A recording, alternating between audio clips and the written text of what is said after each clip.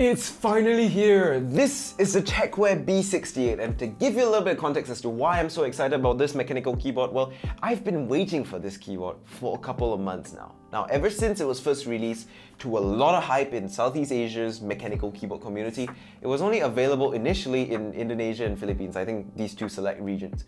But ever since day one, I've been getting requests to check out this keyboard, to review this keyboard, to make a video about this keyboard, and I know guys, I hear your comments, but Tecware didn't have the ability to send me one until now, because they've not started selling this keyboard in Singapore, well, until recently. So yeah, Tech Dynamic, their local distributor, did send me this mechanical keyboard, full disclaimer, but they have no creative control. All of my opinions are my own honest opinions, so get that out of the way.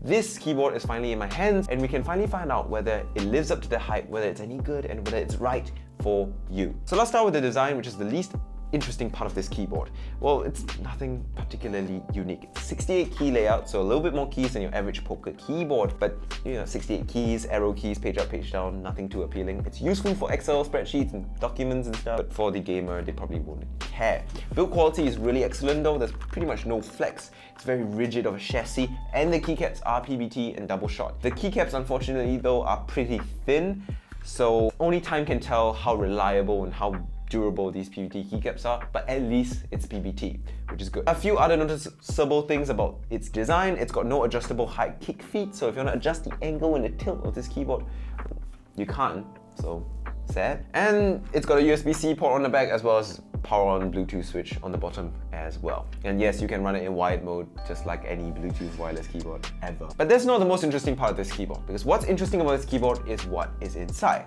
And starting off with the most boring stuff. Number one, it's got RGB. Yes, it's got RGB inside, so if you want to have rainbow vomit all over your keyboard, you can. I really don't care for RGB, but I know a lot of people that do, and if you do care about RGB, you can have RGB on this keyboard, but it kind of doesn't make sense because it's a wireless Bluetooth mechanical keyboard. So if you're running on battery power and you have RGB on, that RGB is just gonna eat up that battery life. Speaking of which, yes, it's wireless, as I've said at the start, as I've just said, it's wireless and you can connect to your devices via Bluetooth and up to 3 different devices at the same time via Bluetooth, which is pretty nice. You can swap between them by pressing FN, Q, W, and E. Simple shortcut to remember, simple thing to do. But that's far from the most interesting thing about this keyboard, because if that was just everything in terms of its spec sheet, I wouldn't really make a video about it, would I? Actually, I would. I would make a video about anything. I need content. But either way, the Tecware B68 is interesting because of its switches. Number one, it's hot swappable. So if you want to swap the switches out for anything under the sun, you can. Anything with a standard Cherry MECH stamp, you can swap it in. Holy pandas, cowled box switches, C3 tangerines, get around blackings, you can slap them all in here. If you want to, you can even take out its current switch, mod them, change the springs, and slap them back in very conveniently because, well, it's hot swappable. But that's assuming you want to upgrade the switches at all. Well, if you like linear switches, you'll be in for a treat, because this keyboard is available with either get-around browns or get-around yellows. And get-around browns, they don't really interest me, because the tactile bump is so mediocre. They're better than Cherry MECH, but not much. I care, however, about the get-around yellow option, because if you know anything about get-around yellows, you know that they are some of the best budget-friendly linear switches out there. If you loop them, what you're gonna end up with is a very cheap but smooth, buttery, creamy mechanical keyboard switch experience, and these switches, they're pre-looped from the factory, baby. And not like your MediaCore pre-looped where it really feels like there's no difference at all. It's noticeably smoother than a stock get-around yellow that I've tried in the past. So yeah, it is properly pre-looped. And as a result, you've got a very smooth, creamy, enjoyable typing and gaming experience with the switches on this keyboard. So even though it's hot swappable, you don't really need to swap out these switches unless get-around yellows are too light for you, or they fail, or they break, or you know, you want tactile switches. But if you like linear switches and you like these get-around yellows, well, pre-lubed, they feel good, and they are definitely very enjoyable.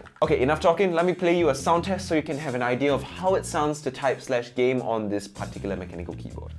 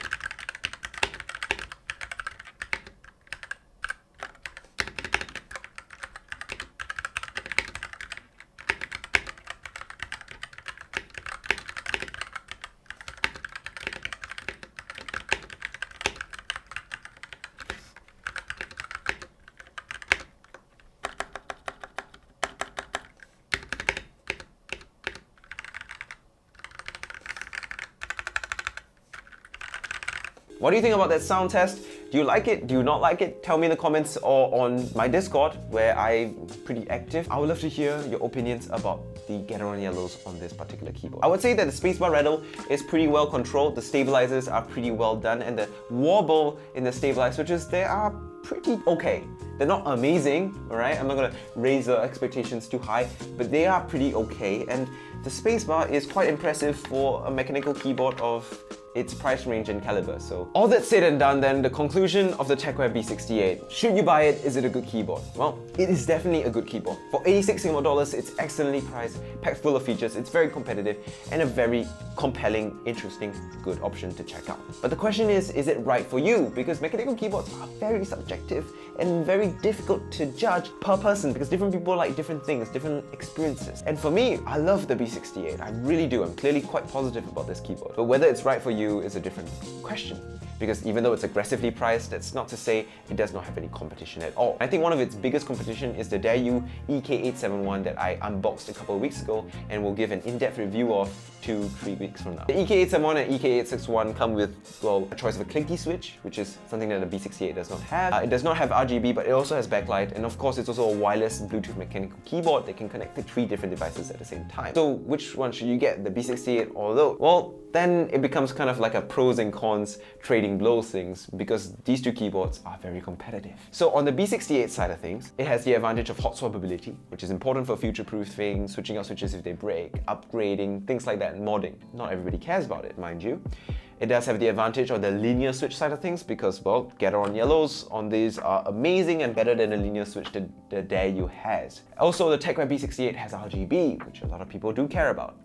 Some people don't, me included. And also, the Tecware B68, well, it's from Tecware, a brand that more people know and trust. Although that's not to say that Daewoo is a bad brand, they just don't have the brand recognition that the Tecware has. Then the Daewoo also has a couple of advantages as well. Number one, it's got thicker, stronger PBT keycaps, and when it comes to its keycaps, it's got a lot more interesting aesthetics and more unique color schemes, which some people might like and take a shining to. It does not have RGB, but at least it still has some sort of backlighting, by the way, so it's not too bad. And on the tactile switch side of things, the Daewoo switches and the Daewoo keyboard is way better than the Gather on Brown and the non-existent clicky switch that the B68 is offered with. Of course, with the B68, you can swap out these switches, upgrade them down the line. That's additional cost. And for some people that don't care about upgrading, having good switches from the get-go, well, the Daewoo might be better of an option. So it then becomes like a pros and cons, trading blows kind of thing. It's a very tight, competitive field.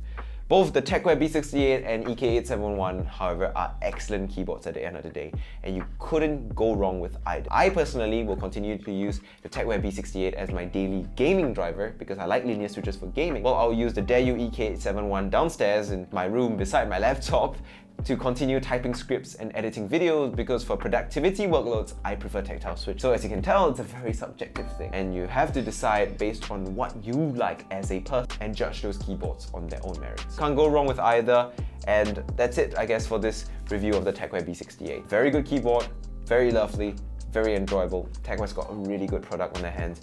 Yeah, thank you guys so much for watching. I hope you guys appreciated this video. It's really hard to make. It's about 6 AM right now. It's at 7:31. I've been shooting since 5 AM. Yeah, so it's about 7:31 AM right now. I've been shooting for the last 2.5 hours. I still haven't got a good take. Thank you guys so much for watching. I'll see you guys next time. Goodbye.